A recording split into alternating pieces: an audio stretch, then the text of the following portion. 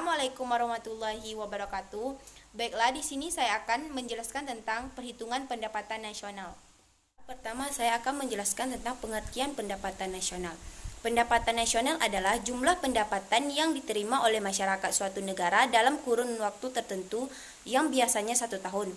Konsep pendapatan nasional pertama kali dicetuskan oleh Sir William Petty dari Inggris yang berusaha menaksir pendapatan nasional negaranya pada tahun 1665.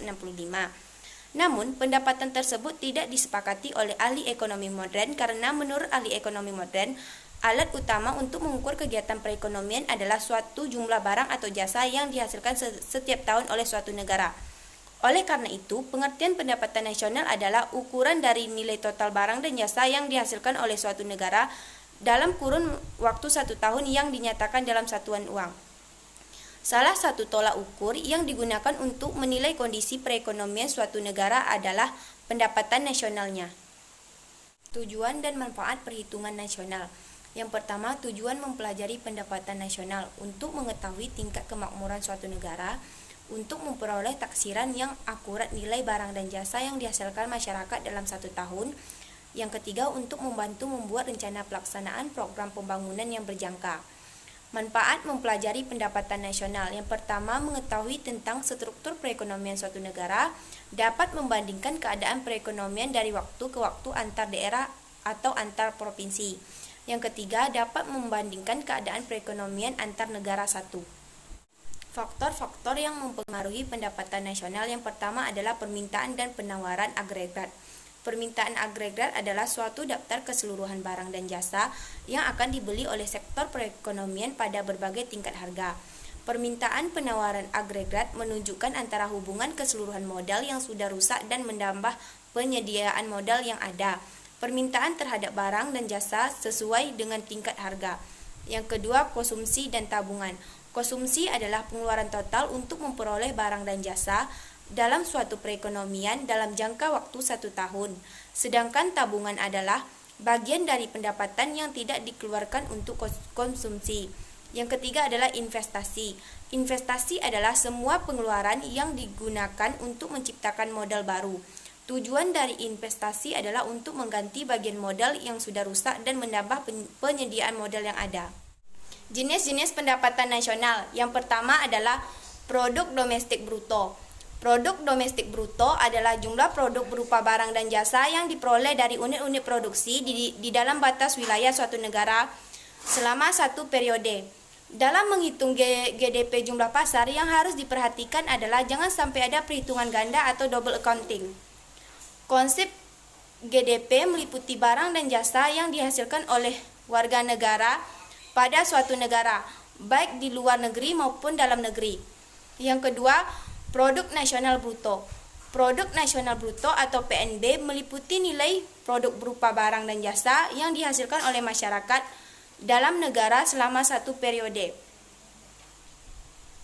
Dalam menghitung besarnya GNP berdasarkan harga pasar, yang harus diperhatikan yaitu jangan sampai ada perhitungan ganda. Dalam GNP ini, hasil produksi barang dan jasa yang dihasilkan oleh warga negara yang berada di dalam negeri maupun di luar negeri, tetapi tidak termasuk hasil produksi perusahaan asing yang beroperasi di wilayah negara tersebut. Yang dirumuskan dengan GNP sama dengan GDP dikurang produk neto terhadap luar negeri. GNP sama dengan GDP ditambah pendapatan faktor produksi domestik yang ada di luar negeri dikurang pembayaran atas faktor produksi luar negeri. Yang ketiga, produk nasional neto. Produk nasional neto adalah jumlah GNP yang dikurangi dengan barang modal sebagai penggantian. Penyusutan bagi peralatan yang digunakan untuk memproduksi barang dalam proses produksi umumnya bersifat tafsiran, sehingga dapat menimbulkan kesalahan meskipun relatif kecil. Yang dirumuskan dengan NNP dikurang GNP dikurang penyusutan. Yang keempat, pendapatan nasional neto. Pendapatan nasional neto adalah pendapatan yang dihitung dari jumlah balas jasa yang diterima oleh rakyat sebagai pemilik faktor produksi. Besarnya NNI bisa didapat dari NNP dikurangi dengan pajak tidak langsung dan subsidi. Pajak tidak langsung yaitu pajak yang beratnya dapat digeserkan kepada pihak lain. Contohnya pajak penjualan, pajak impor, biaya ekspor, dan cukai. Sedangkan subsidi adalah bantuan dari pemerintah kepada masyarakat yang dirumuskan dengan NNI kurang NNP dikurang pajak tidak langsung. NNI sama dengan NNP kurang pajak langsung dikurang subsidi. Yang kelima, pendapatan perseorangan. Pendapatan perseorangan adalah jumlah pendapatan yang diterima oleh setiap penduduk dalam masyarakat, termasuk pendapatan yang didapatkan tanpa memberikan suatu kegiatan lainnya. Pendapatan perseorangan dapat diperhitungkan dari NNI dikurangi dengan yang pertama pajak perseroan, yaitu pajak yang dibayar oleh setiap badan usaha kepada pemerintah. Yang kedua, laba yang tidak dibagi, yaitu jumlah laba yang tetap ditahan di dalam perusahaan untuk tujuan tertentu. Contohnya untuk keperluan memperluas wilayah perusahaan. Yang ketiga, iuran pensiun, yaitu iuran yang dikumpulkan oleh setiap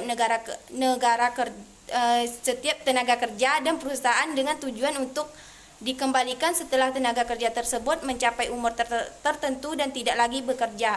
Yang dirumuskan PI sama dengan NNI tambah transfer payment dikurang laba ditahan tambah iuran asuransi dan iuran jaminan sosial ditambah pajak perseorangan. Dan yang keenam, pendapatan siap dibelanjakan. Pendapatan yang siap dibelanjakan adalah pendapatan yang siap untuk dibelanjakan atau dimanfaatkan. Disposable income diperoleh dari personal income setelah dikurangi dengan pajak langsung. Pajak langsung adalah pajak yang beratnya tidak bisa dialihkan kepada pihak lain atau langsung ditanggungjawabkan oleh wajib pajak. Contohnya pajak dari pendapatan. Rumusnya DI sama dengan PI dikurang pajak langsung, DI sama dengan PI dikurang pajak pendapatan personal. Metode perhitungan pendapatan nasional yang pertama, metode produksi. Dalam metode produksi, pendapatan nasional adalah jumlah nilai tambah produk barang dan jasa yang dihasilkan oleh semua sektor perekonomian di suatu negara. Perekonomian dikelompokkan menjadi sektor ekonomi dan lapangan kerja.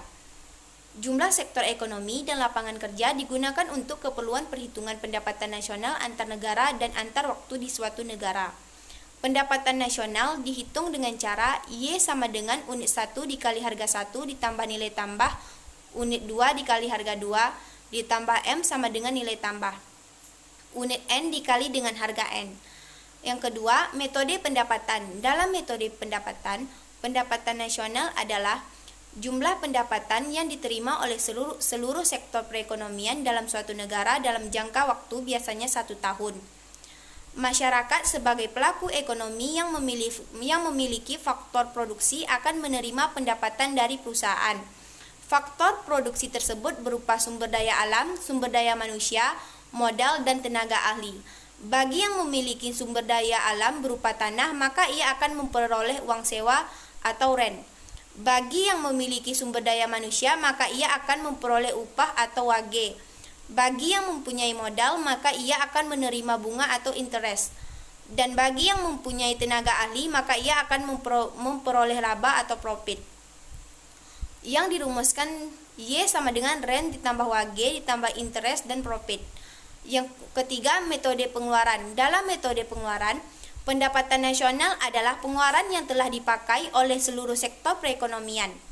Perekonomian dikelompokkan dalam 4 sektor yang sama dalam metode pendapatan. Pendapatan rata-rata tiap penduduk. Tingkat GDP tinggi yang dimiliki suatu negara tidak menunjukkan ukuran bahwa negara tersebut makmur, karena bisa jadi jumlah penduduk yang tercantum dalam GDP sangat tinggi.